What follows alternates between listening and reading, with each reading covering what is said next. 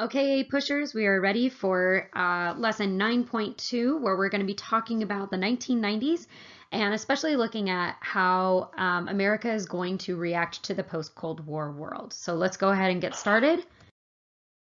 First, talking about George H.W. or Herbert Walker Bush. He is the 41st president. His son, George Walker Bush, or George W. Bush, is going to be 43. So we will oftentimes hear them referred to as 41 and 43, or H.W. Bush and W. Bush, or as I like to refer to them, Papa Bush and Baby Bush. So we're going to be talking about Papa Bush today. We'll get to Baby Bush next time. So let's start off by talking about the election of 1988.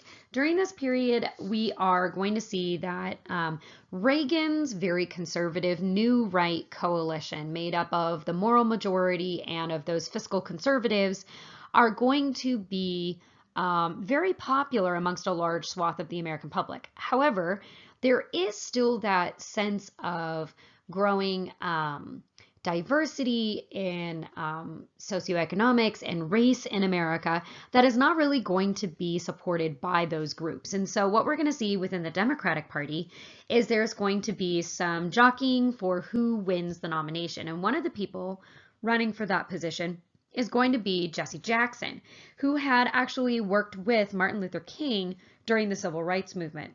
And he's going to run for president in 1988 in what he calls the Rainbow Coalition. Basically, this was going to be a broad spectrum of Americans who had been overlooked or had been injured by Reaganomics and by a lot of Reagan's policies. These are going to be African Americans and Jews, the LGBT community. This is going to be rural voters and poor whites. And they're going to be looking to demand more focus on those social safety nets like Social Security and Medicare that had gone by the wayside under Reagan. They're also going to look to protect voting rights as well as maintain affirmative action as a way to level the playing field. However, Jesse Jackson does not win the nomination. In fact, that is going to go to the governor of the state of Massachusetts, Michael Dukakis. He is going to be running against George H.W. Bush, who is the current vice president of the United States. Now, as the vice president, Bush is actually probably the most qualified candidate that we've had since Theodore Roosevelt. He was a World War II war hero. He served in the FBI. He served in Congress. He then became the director of the CIA, and then he became vice president for 8 years under Ronald Reagan. The guy has the credentials. The problem is he's not part of the new right. And so because of that, it's really a struggle for him to get the support of the American public like it was expected. He's not Reagan. He doesn't have that personality. He doesn't have that conservative outlook like Reagan does. And so because of this, Bush really struggles to gain some of that support. And so his running mate, Dan Quayle, is brought on because he truly is one of those new right conservatives. He is part of that religious right, and he is known for his focus on quote unquote family values. And so when we look at the electoral map, we're going to see that this is going to benefit them. Now, they're running under the slogan of a kinder, gentler America, basically saying that they're going to try and reduce some of the Cold War tensions that we had seen, as well as that they're going to bring some morality, they're going to bring some kindness back to America. The other thing that's going to make Bush very popular is in one of his debates, he is going to say, "Read my lips, no new taxes." And considering that the United States is just, very recently coming out of stagflation and everything, people don't want new taxes. So the electoral map clearly shows the popularity of George H.W. Bush's policies, and also just the fact that he has kind of that Reagan background that is going to help him out. Unfortunately for George H.W. Bush, he is going to struggle economically pretty much from day one, because before the election even happens, the stock market crashes. This is known as Black Monday, and it is the largest single day crash in history. More dollars were lost on that day than even on October 29th, 1929, Black Tuesday, that led into the Great Depression. And when this happens, because of a lot of Reagan's policies, it's actually going to lead to a recession from 1989 all the way to 1992. And a lot of that has to do with a lot of the money in America being controlled by a small group of people way, way, way up at the top, and it never did trickle down in those Reaganomics like expected. And so when Bush comes into office, he's facing a true economic crisis. That's part of the reason why he promised he wasn't going to raise taxes. Unfortunately, the recovery is very, very slow, and a lot of the jobs just never recovered, both blue and white collar jobs. A lot of the loss of manufacturing during the period of Reaganomics is going to make it hard for those of the middle and the lower classes to make it by during this period.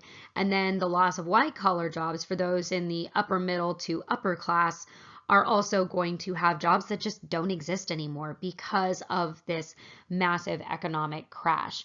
And so because of it, Bush has to do something he promised he wouldn't do. He has to raise taxes, and that is going to make him very unpopular amongst many people. Now, one of the other things that's happening at this same time is all of the junk happening with the Soviet Union and with the Cold War. As we talked about in the last lesson, there were a lot of issues regarding the Cold War simply because of many of the new economic policies under Mikhail Gorbachev. And so there were these old school, like Stalin era hardliners who were really afraid that the Soviet Union was going to collapse. They were afraid of Gorbachev's liberal economic policies that had become so popular. The START 1 and START 2 talks that had been done with Reagan, which were about reducing nuclear weapons, they felt left them militarily vulnerable and weakened.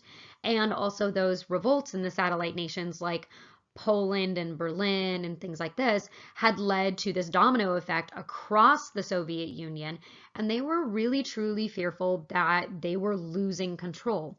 So what they decided to do is that they are going to stage a coup against the government of Gorbachev. Gorbachev is then placed under house arrest, and they try to implement some of those old school Stalin era policies. They're trying to bring back essentially that that oppressive, authoritarian, and very aggressive method of ruling. And the interesting thing is that because the people of Russia have now been given this small taste of freedom, they're not willing to give it up. And the guy you see in the bottom right corner is going to be a large part of that. His name is Boris Yeltsin, and he was a member of their, basically like their parliament. And he is going to lead the army as well as regular average citizens, like you see here, to overthrow the coup. So when the hardliners try to roll out members of the army and roll out these tanks against the people, members of the military turn and they stop fighting and join the protests. And a lot of regular citizens are going to climb on top of those tanks, and they are going to basically say, you want to take over our government, you're going to have to go through us. And because of this, they are successful in overthrowing the coup. So it is a coup of the coup.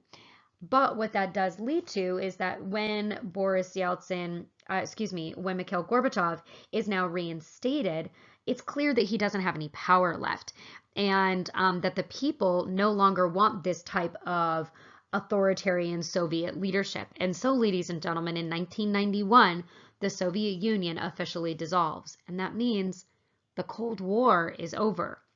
But that means a lot of new problems are just beginning. Because When the Cold War ends, yes, the United States emerges as the world's sole military superpower. We are no longer competing against anybody else. But the problem here is that we don't really know what that means for the future. Bush is going to say that this is issuing a new world order, basically that the safety of the world would be dominated by the United States, by Europe, and our Asian allies. Essentially, all of those countries that had been members of NATO or CETO during the Cold War. We're going to be the ones that lead the world. We're going to be the ones that are going to protect everybody. However, America's role in the post-Cold War world is very unclear. The Cold War is over, but the world is still unsafe. It's no longer superpower versus superpower. For example, all of those former satellite nations, they are no longer under Soviet control. And that means that they have to decide what kind of government they want. And that leads to a lot of unrest and a lot of uncertainty, that there is a fight for what kind of government do we want. And the United States is a little bit nervous about how much that they should step into those roles. Nobody really knows exactly what America's role is going to be in the post-Cold War world. The other thing is that Americans are so used to being under the Cold War and being under those threats of, McCarthyist witch hunts and nuclear war and having the space race and, missile crises and things like this, that now that the enemy is beaten, they still don't necessarily know what that means for America and how that's going to look for us. And so what we're going to see on the next slide, you don't have to necessarily know the in-depth details of all of them, but they're just to show you how there is, ever since the ending of the Cold War in 1991, a barrage of events that America just doesn't really handle well because we don't know our role. Our role was really easy during the Cold War. If you were Democratic, we were on your side. If you were communist, you were our enemy. But now those lines are just not as clear and there's so much more gray area. So let's go ahead and look at how America is going to deal with this post-Cold War world. Okay, so to begin, it's going to start off with a conflict over Palestine. So Palestine is going to be a conflict over Israel. So when the country of Israel was created, as we've said before, there were people already living there, and that's going to cause a lot of conflict because the people who are already living there, who are Arab Muslims, feel that this is their homeland too. And since the United States had backed up Israel when it had fought against other Arab nations, these Palestinians feel like the United States and Israel have denied them their ancestral homeland. So they're going to create an organization called the Palestinian Liberation Organization that's led by Yasser Arafat. And they are going to have a series of attacks against Israel to try and gain their land back. Israel will then invade Lebanon, where the PLO is organized, in order to destroy it, and the United States supports them. Now, this means that the United States is the enemy of the PLO and the Palestinians, and these Lebanese militants are going to end up killing a bunch of Americans who then are part of this, this movement to protect Israel. The Palestinians continue to fight back against the Israelites and so on and so forth, back and forth, back and forth.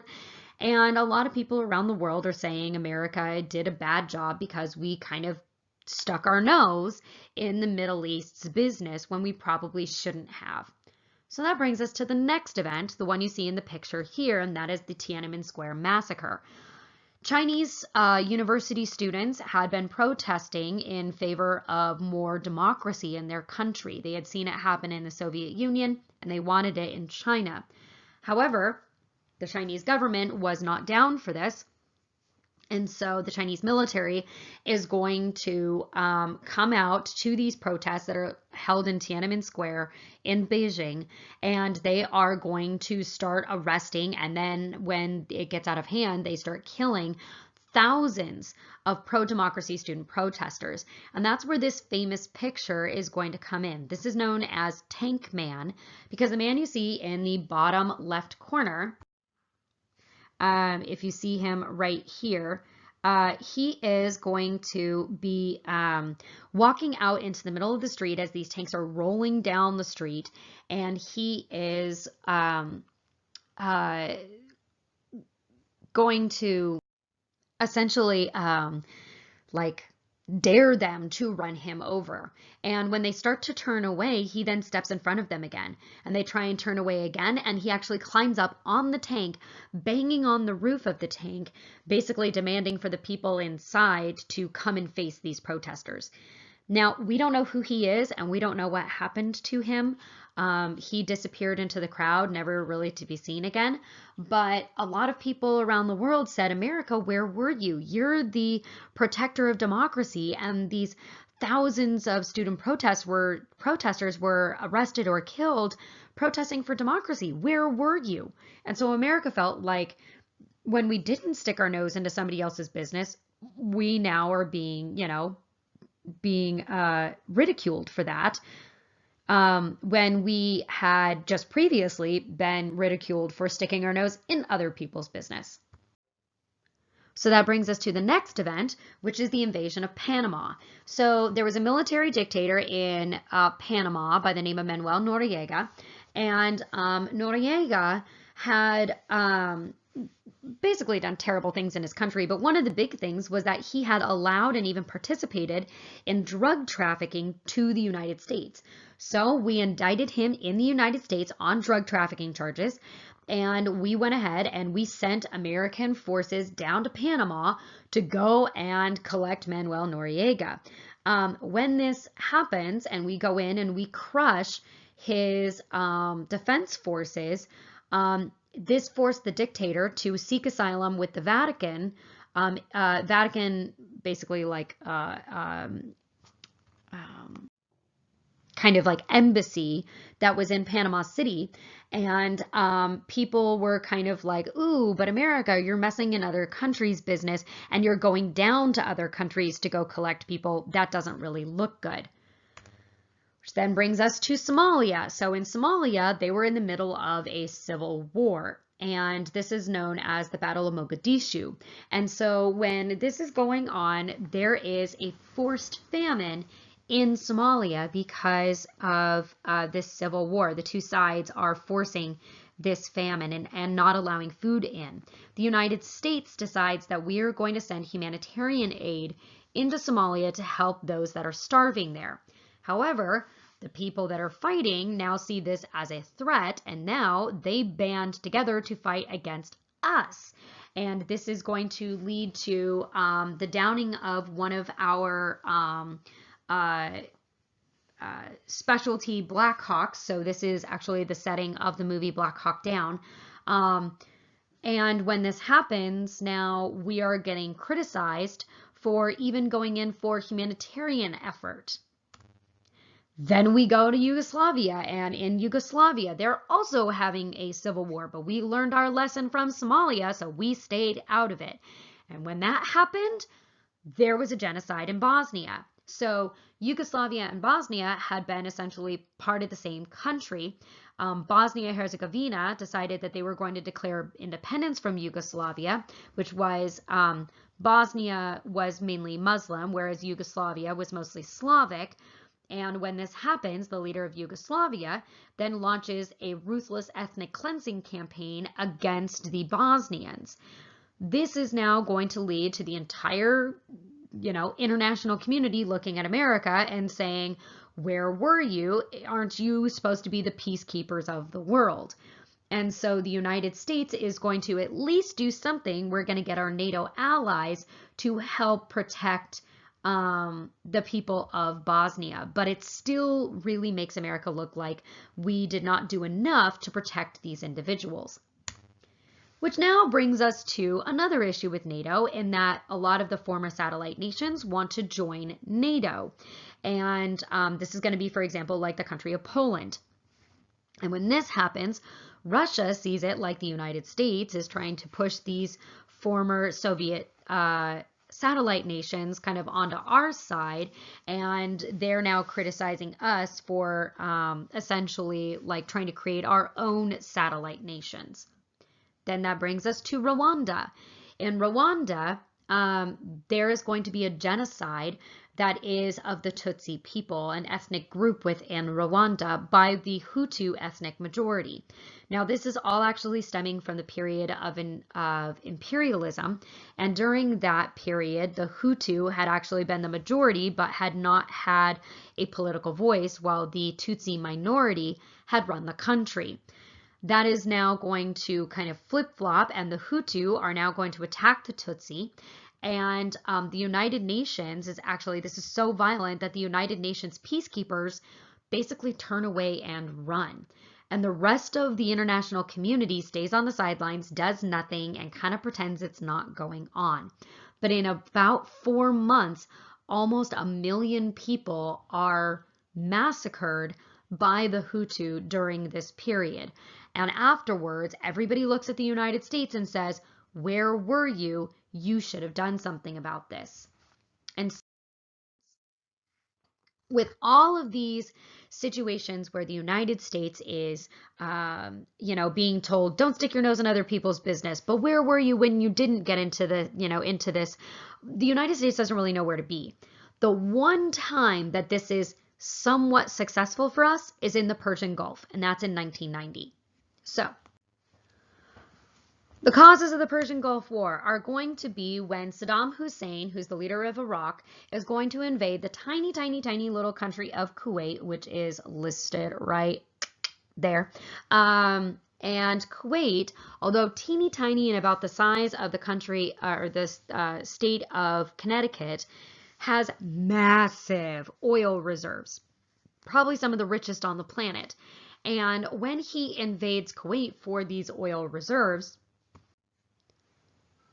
this is really concerning to us because right next door to Kuwait is our oil ally, the country of Saudi Arabia. And so we know that if Iraq is able to just march into Kuwait with no problem, Saudi Arabia might be next. And so President Bush goes to the United Nations and convinces them to authorize a coalition force to defeat Iraq and force them to retreat. Now, guess who he wants to be the ones to lead the coalition force? The United States. And so he has to now go to Congress and ask them if it's okay for him to do this and for him to send American troops into battle. This is because following the Vietnam War, that there is going to be that the War Powers Act that says that, the president can't just send troops into battle. It's a very, very close vote in Congress. It totally goes down party lines, and people just really don't feel that confident about it. However, this is going to lead to the two branches of this movement, which is going to be Operation Desert Storm and Operation Desert Shield. So we will continue talking about that in the next slide, about what those look like. So, Operation Desert Storm, just like a desert storm, this is going to come from the air. This is going to be a air attack. This is going to be using the U.S. Air Force, lots of cruise missiles, and laser-guided bombs that are going to be falling on Iraq and basically destroying the capital city of Baghdad.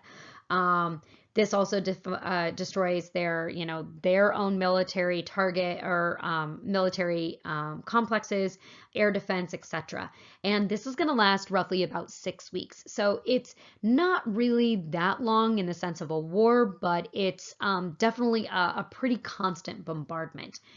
Following that is going to be Operation Desert Shield, and this is going to be the ground war. This ground war is going to be launched, and it lasts for exactly 100 hours. That's not even a week. And so in only a few days, the Iraqi forces have surrendered. And the reason that they surrender so quickly is largely because they have nothing really to fight for. They know that they are outnumbered and outmanned and outgunned, but also that they have been fighting not because that they have a real moral or passionate reason to fight, but rather just because they were told that they have to. And So they do surrender. But as we are forcing them to retreat, and as the rest of the the Iraqi forces began to retreat, they set fire to the Kuwaiti oil fields, which you can see here. And those are numerous and they are very deep. And these oil fires not only are easily visible from space, but it takes ages for them to burn out. Now, when this is all over, Iraq does agree to a ceasefire. And when that happens, Bush now has the decision of what to do with Saddam Hussein. And he decides that he is not going to destroy Iraq's retreating army, and that he is actually not going to walk into Iraq either and try and overthrow Saddam Hussein. He is going to do this, and he is going to leave Saddam Hussein in power despite the fact that he is a dictator, and that he commits atrocities against his own people, because he believes that a weakened and a contained Saddam is better than a Islamic theocracy like we saw happen in Iran. And so he's essentially feeling, it's better to have the devil you know than the devil you don't. But overall, he feels very positive about this. He comes out following it saying that, by God, we've kicked the Vietnam syndrome once and for all. A lot of Congress was really nervous about going into this war because they had fought in Vietnam, many of them. They were the Vietnam generation, and they didn't want to put America into yet another unwinnable war. However, following this, how America had defeated Iraq so quickly and so definitively that that this was something that really kind of helped us get over some of those fears of Vietnam.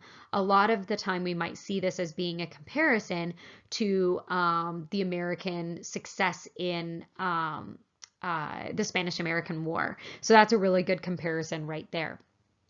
Following this, George H.W. Bush has an 89% approval rating, but he still got about a year and a half before we have a new election. So he is going to be nominated again for the Republican Party in 1992. But the problems for him is that there are high taxes, the economy has not really rebuilt, and there is growing unemployment. The Democrats are going to be nominating the governor of Arkansas, William Jefferson Clinton, better known as Bill Clinton. And Clinton's young, he's energetic, he's charming. He's the first presidential candidate to come from the baby boomer generation. So it's giving people this idea that there is going to be new ideas, a new philosophy, new hope for the future. However, there is going to be a third party person running for president, and he's going to be running as an independent, so not part of either of the two parties. And his name is H. Ross Perot. H. Ross Perot was a self-made billionaire, and this guy is a true self-made man. He started off working in the Texas oil fields and ended up owning the Texas oil fields. And so he is running for government, basically saying, look, I made, this massive company out of nothing. Elect me and I will fix the economy. I know how to run a business, so I know how to run the economy.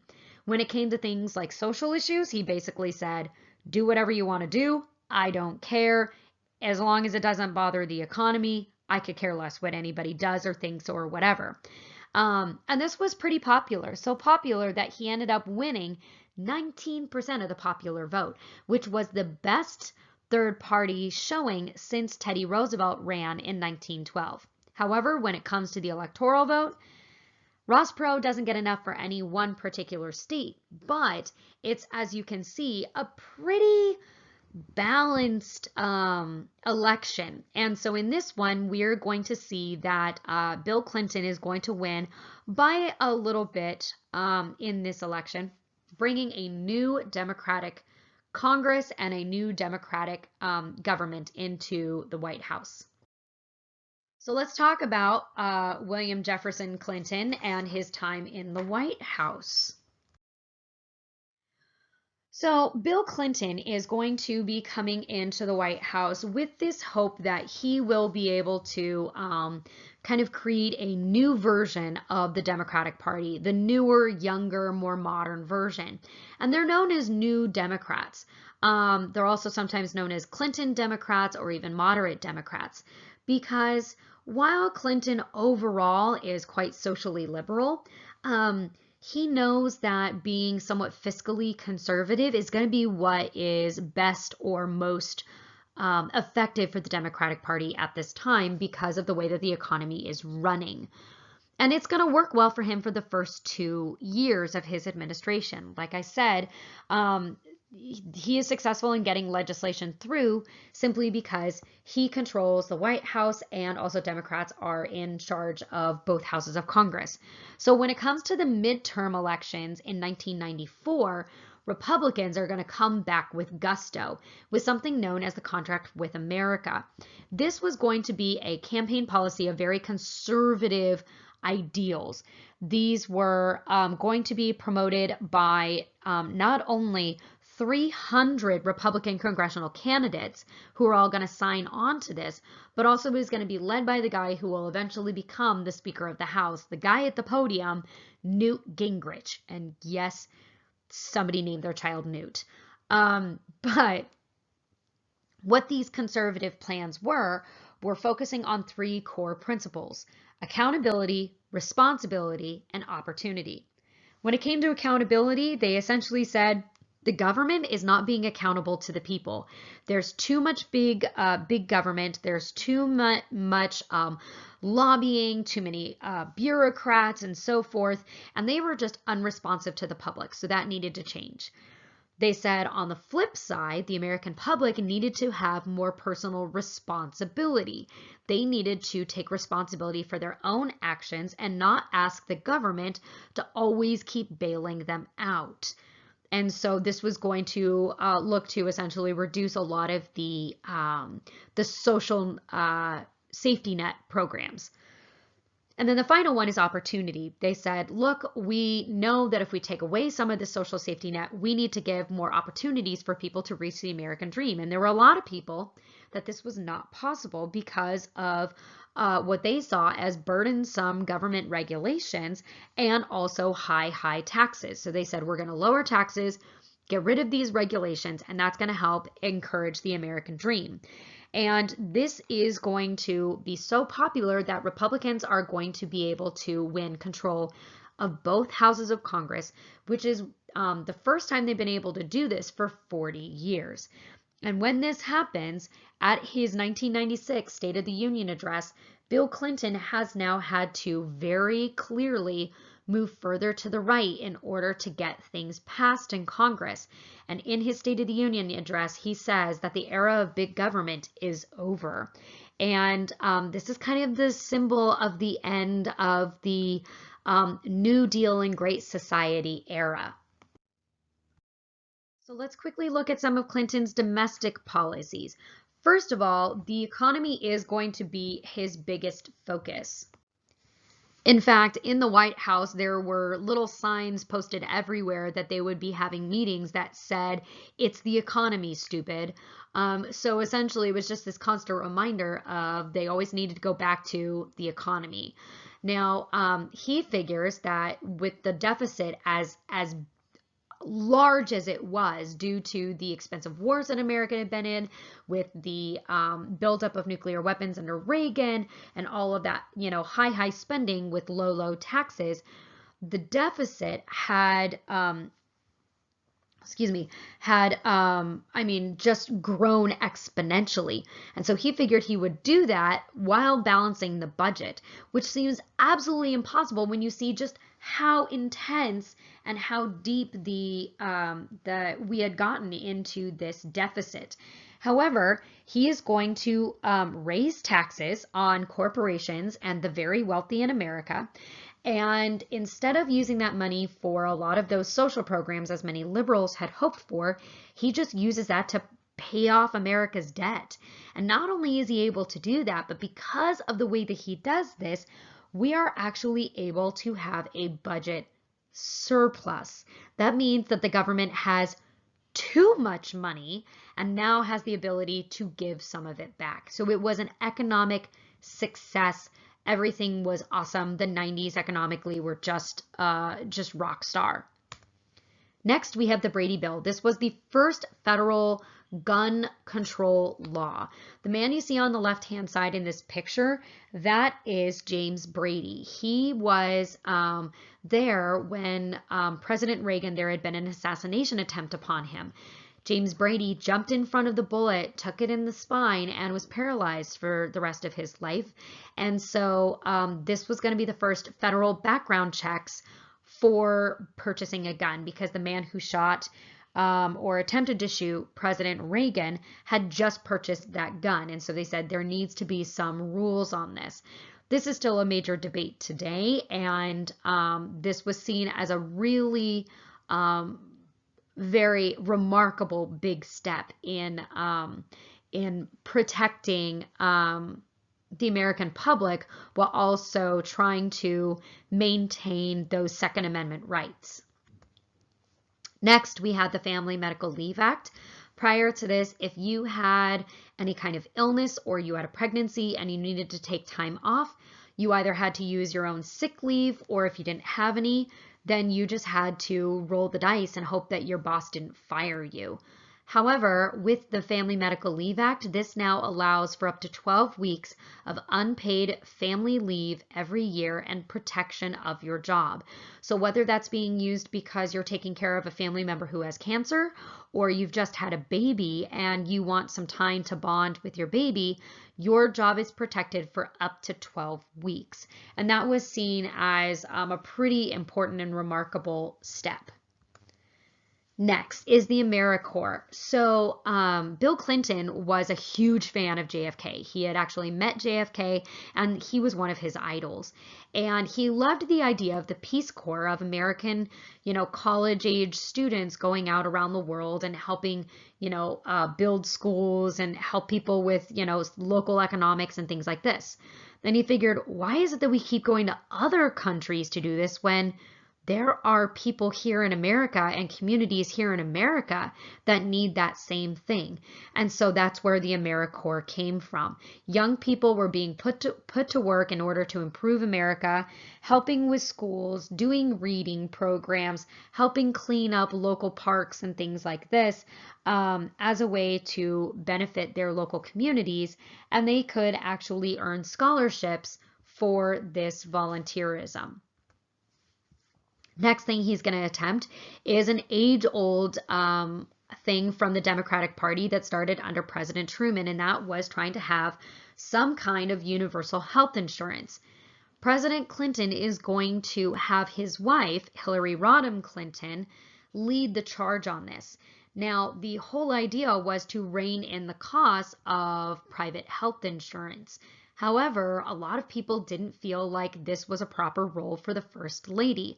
While every First Lady since Eleanor Roosevelt has had kind of a pet project that she works on, a lot of people felt that this was a little too governmenty and not really within the realm of the First Lady. The First Lady usually does things like school reading programs and health and things like this, not actual like legislation. And so because of this, they're going to be very, very critical of her. However, before she became First Lady of the United States, Hillary Rodham Clinton had actually been a family services lawyer for decades. So she was actually very familiar with this entire situation. She just, was kind of not in a position where Americans would really have appreciated that. Next thing, and a really good example of how Clinton is going to be moving to the right in order to get things done, is the Personal Responsibility and Work Opportunity Reconciliation Act, which is just a fancy way of saying welfare reform. What essentially he was signing was a document that would put time limits and make eligibility requirements in order to be on welfare. People from the Contract with America, from the Republican Party, had wanted to reform welfare because they felt that it was encouraging people to stay on welfare longer than was necessary. And so Because of this, the next two that we have to do with the LGBT community. So the first of these is going to be the Defense of Marriage Act. This would allow states to ignore same-sex marriages that came from other states. The reason that this sometimes shows up on the AP exam is because it's in direct conflict with what the Supreme Court stated in Loving versus Virginia. In that Supreme Court case, they had said that if there is an interracial marriage recognized in one state, it must be recognized in another state. This had basically opened the doors for more states to allow interracial marriage. This, however, was saying that if one state allowed for same-sex marriages and that couple moved to another state, their marriage would not be recognized. And this law, sometimes known as DOMA, would be around for decades. And because of this now denied things like insurance benefits, Social Security survivors benefits. It said that, these same-sex spouses may actually not be allowed in a hospital if their spouse was sick and things like this. The other one that is going to affect this community is going to be Don't Ask, Don't Tell. And this prohibited the LGBT community from military service. This essentially said it was prohibiting military personnel from discriminating against or harassing closeted homosexual or bisexual service members. But then it barred anyone who was gay, lesbian, or bisexual from being in the military, essentially to prevent them from, being discriminated against. But what this essentially did is if you were in the military and you were closeted, then hey, no problem. Nobody knows, so no problem. But once you tell somebody, once it's out that you're gay, you're no longer allowed to be in the military and you will be discharged. So that's where the term Don't Ask, Don't Tell came from. Both of these would be overturned during Barack Obama's administration, which we'll get to in our next lesson. So unfortunately for Mr. Clinton, there are going to be several cases and faux pas that are going to be coming his way. First of all, the one on the left is actually the one that happens first. My animations are out of order. Clinton's going to be accused of arranging illegal loans for what was known as the Whitewater Development, which was a failed real estate company in Arkansas while he was governor of the state. The Attorney General, who was Janet Reno, called for an independent investigation of this, and that is going to be done by the guy you see on the bottom with the glasses, and that is Kenneth Starr. So he was the special counsel for this investigation. So similar, if you've been paying attention to the news, similar to Robert Mueller in the Russian investigation. So when he does this investigation, Clinton is implicated, but he's never convicted. And the large reason why that happens is because essentially it looks like his friends are all shady, but he himself didn't do anything illegal. But what that does is it allows for Congress to now start investigating a whole bunch of other stuff that they think is now, part of this. So they're like, okay, well, if he's shady in this one place, then he's probably got some skeletons in his closet elsewhere. And so just a short while later, a new scandal is going to emerge involving Clinton's personal relationship with a young White House intern by the name of Monica Lewinsky.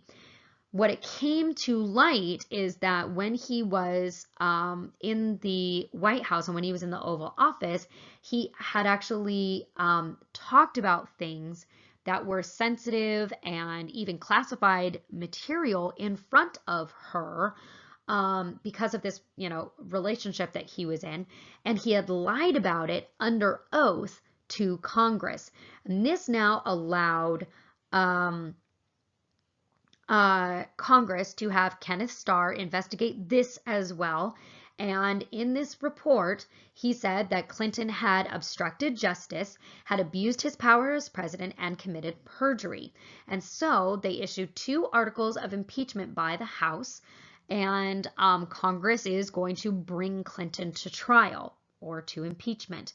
This then moves to the Senate for the verdict of it, and the Senate is going to vote 55 to 45 that he was not guilty, and it is split 50-50 when it came to the charge of obstruction of justice. So because of this, he is not going to be removed from office, but it really does him no favors. Personally, it's a weird situation though, because the American public liked Clinton as a president. They thought he did a great job as a president. They just didn't really like him as a person because he seemed kind of shady.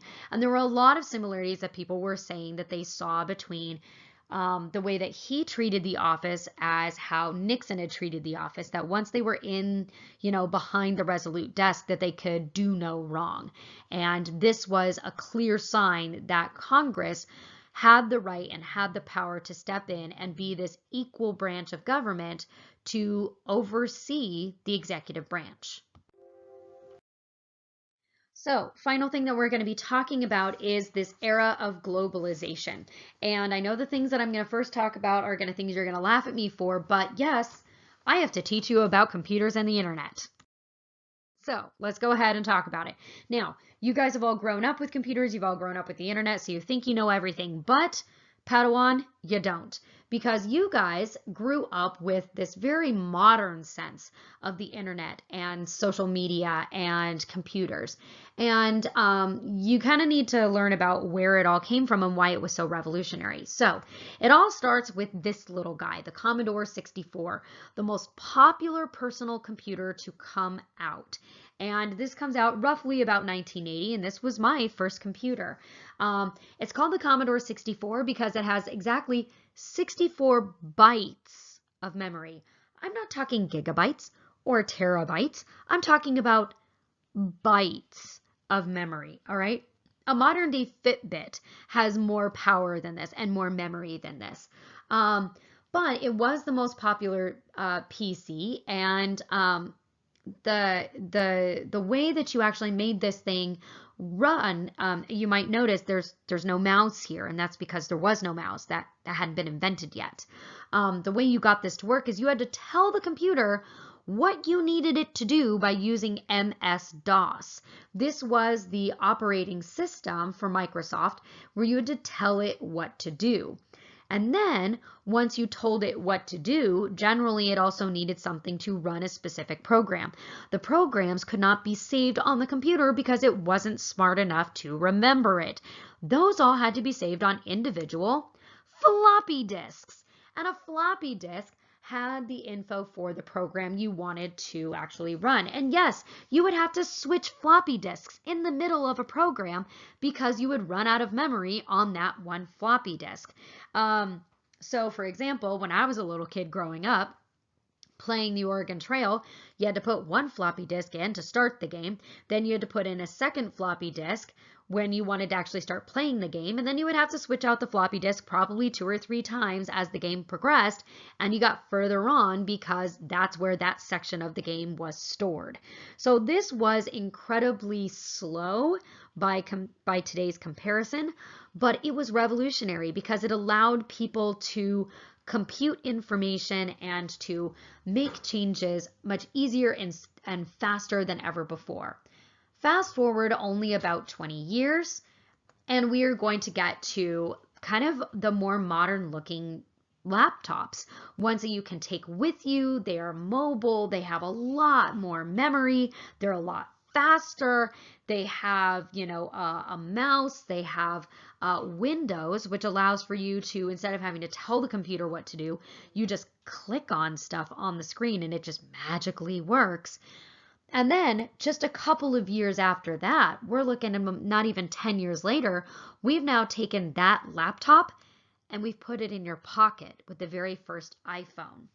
So you can see that it took us about 20 years to get from a basic computer to one that is mobile and you can, and that remembers the information, to then less than 10 years later, we have now shrunk that down and it is in your pocket.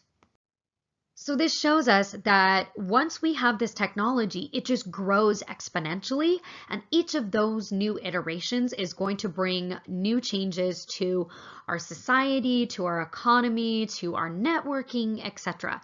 So we're going to talk about some of those changes for a computer. So first thing that we're going to talk about is going to be this tiny little guy, and this is going to be the first integrated microchip. This was created by a guy by the name of Robert Noyce, and this tiny little electrical circuit was put on a single chip of silicon. These little circuits were made much smaller, and thus on this piece of silicon, it was very easy to manufacture and relatively cheap, and that is why the area where all of this is going to be put together today is called Silicon Valley. All of these tech companies that are in that area that's just south of San Francisco, that's why it's called Silicon Valley, because this is where Robert Noyce developed that silicon microchip. And so this is going to be used on that very first personal computer, the Commodore 64.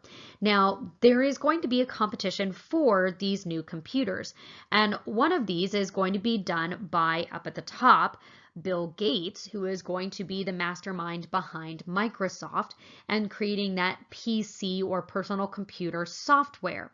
Whereas on the bottom, we see on the left Steve Wozniak and on the right Steve Jobs, who create Apple Computer and their first computer that they sell, which is known as the Macintosh. Why? Because Macintosh, Apple, get it? So they create the Macintosh Apple computer, and that is going to be kind of the competition of computers. And both of them are going to be creating programs that are supposed to give a better experience to the consumer. From there, we get the internet. Now, this had actually started as a government internal network, hence Internet, internal network. However, as time goes on, this is now going to be given out and made available to the public, and it was opened to the public through collaboration between the government and MIT researchers, and they are going to create this thing called the World Wide Web. The World Wide Web, the original internet was kind of like MS-DOS, where you had to tell it what to look for and where to look for it and so on and so forth, and it was very difficult to operate. However, the World Wide Web, it was graphics based, it wasn't code based, so anybody could just click on something and it would take them to the place that they needed to go. And so this is going to lead to a massive .com craze in the 1990s. Suddenly, everything is going to be available on the internet. And so you're going to have whole companies that exist solely on the internet, not in any brick and mortar store. And this is going to cause a very large economic boom, partially what helps for the country basically digging itself out of that massive deficit. And we also are going to get mobile technology. When we start to get laptops, when we start to get cell phones, when we start to get all of these digital technologies that are going to make our lives much, much easier and more mobile. This is going to increase productivity. Excuse me. This is going to allow people to work from home. It's going to transform our daily life. I mean, how many of you guys like freak out if you walk out the door without your phone? You feel naked without it, right? You have immediate access to information that you didn't have before. And there's also going to be new social behaviors as well as new social networks. Going hand in hand with the technology and the internet boom is going to be globalization.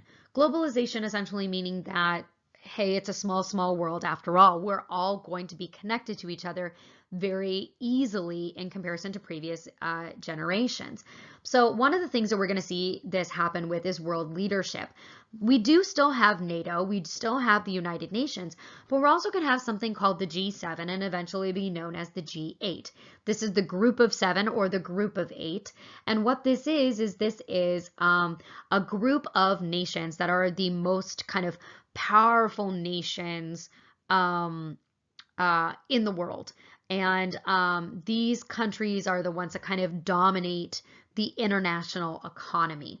And they kind of make economic decisions of kind of like what direction is the world going to go in, as well as political considerations.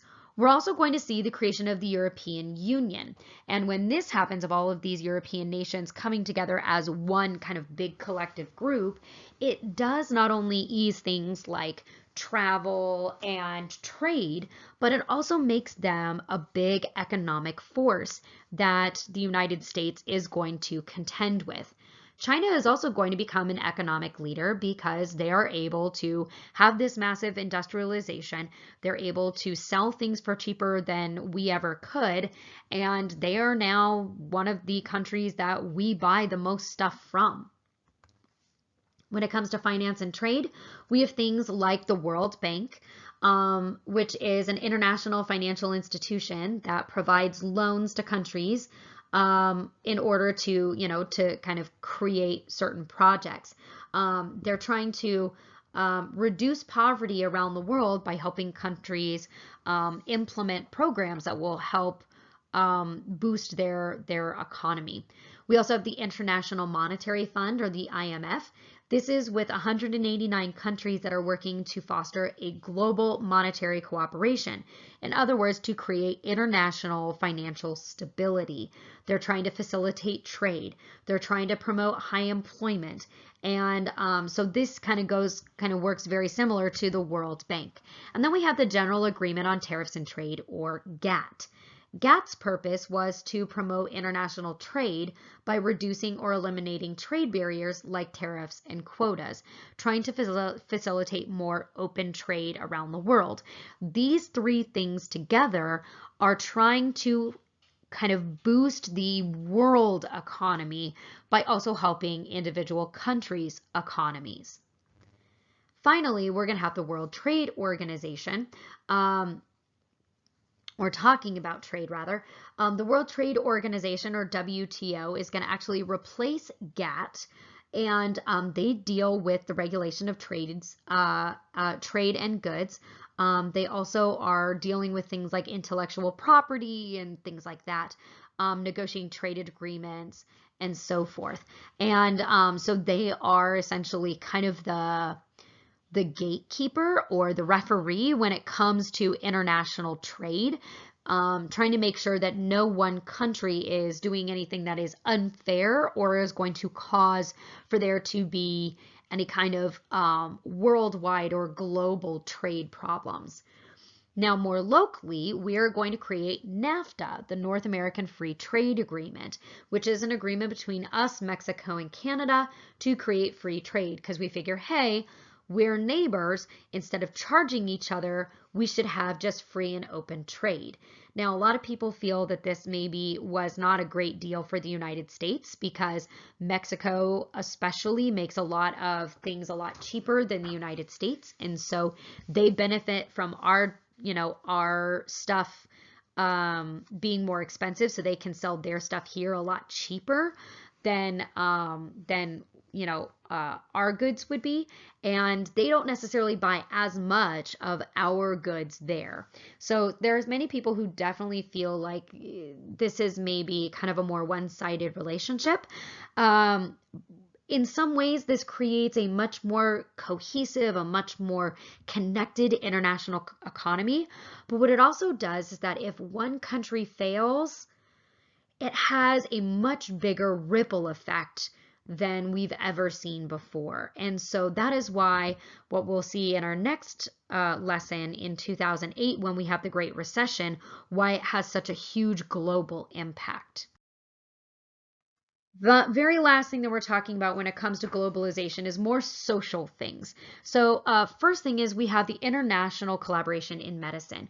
We are going to see that there are people from around the world who are collaborating on trying to find cures to diseases.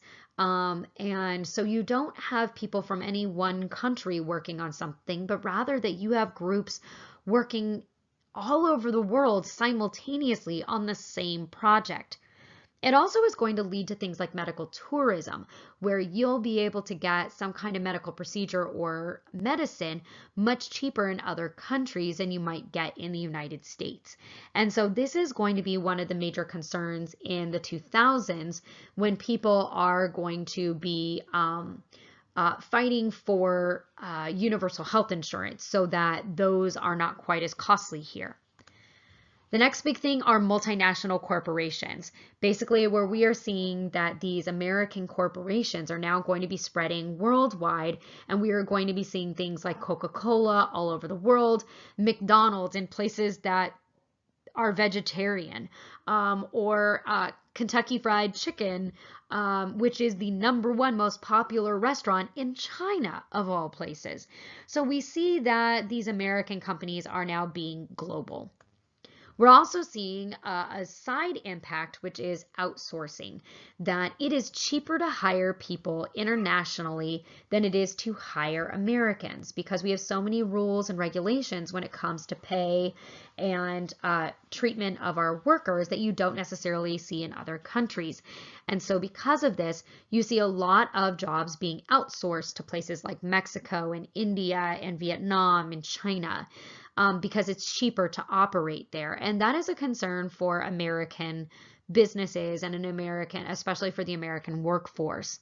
And finally, the globalization of American culture. Television and movies and music from America are everywhere. If you go to Japan, people are going to be singing Beyonce songs. And if you go to if you go to India, they are also, wanting to see the latest Avengers movie. And, if you are going to, Canada, people are watching the same television shows that we watch here in the US. So American culture has become this predominant culture around the world. And that does lead to a lot of conversations about, is this a form of imperialism? Is this America slowly taking over culturally like we did back at the turn of the century? And so, ladies and gentlemen, what we'll be talking about in our next lesson is going to be about the 2000s, the more modern ages, talking about how those very much are going to be reflections of what has happened in the past.